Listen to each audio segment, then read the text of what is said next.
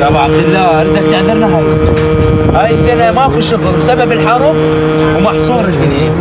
راح ابيع النص الثاني على مود اشتري مسواق ووزع ثواب. ولدك سامحنا يا ابو عبد الله.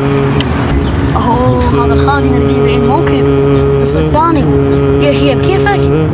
خوش عمود تسوي ثواب بسيطة، ما خليك تبيع لو تموت. السلام عليكم عمو خادمنا، وين اخوك مدري ابوك مدري صاحبك سمعت بيه ناشر هذا النص الثاني مال الموكب للبيع، واحنا خدام وجايين نشتري من عنده عمود نخدم بيه.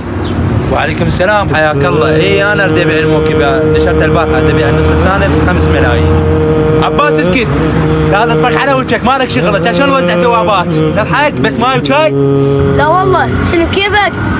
لما انا اعرف حتى اشتريناه وانت جاي تبيعه هسه ممنوع ما ينباع. خوش وهاي تبرعات كلها موجوده. عمو هذا الطفل احنا ما ناخذ بحكي، ويومتى ما صارت لك نيه تبيع الموكب هاي الفلوس موجوده. خوش وراسلنا ان شاء الله خلاص ونرفع الزحمه احنا ويا مالنا. يسيت مات الامل ويا الجريح تجيني. ما عندي ولا ربع. يسيت لا ما